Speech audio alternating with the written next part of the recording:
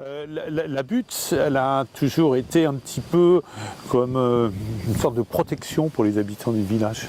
Une sorte d'aile comme une aile d'oiseau qui protège les oisillons. Et bien, on a vraiment cette impression, lorsqu'on est au pied de la butte, d'avoir cette protection de la butte et puis de l'église et des tilleuls.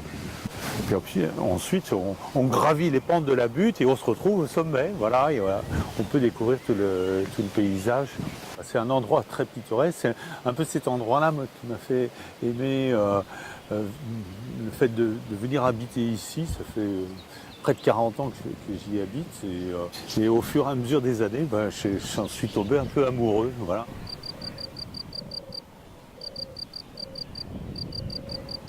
Et les paysages sont très divers. On a ici sur le côté est et nord, on a vraiment une mosaïque de champs cultivés avec des différentes teintes de vert, des champs et des bosquets.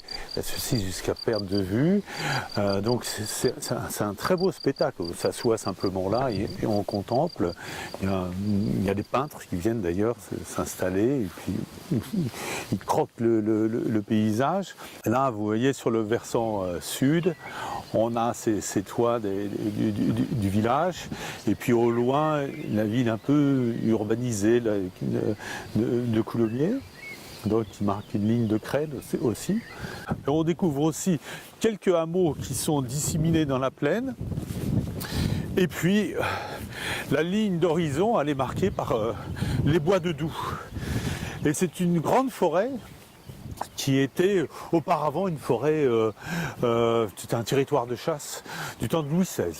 Et alors donc Louis XVI venait ici, et puis il aimait à chasser donc dans les bois de Doubs.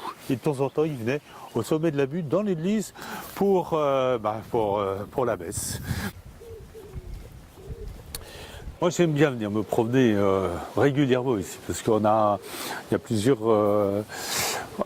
a plusieurs façons d'apprécier aussi la butte, et puis bon, l'église, mais surtout le panorama, parce qu'on peut y venir le matin, et puis il y a souvent de la brume, mais bon, au fur et à mesure de la matinée, avec le réchauffement de l'air, la brume se dissipe, et justement l'horizon, il est repoussé sans cesse plus loin. Donc on a vraiment, c'est un spectacle, c'est vraiment une découverte de ce qu'on peut voir, jusqu'où on peut voir.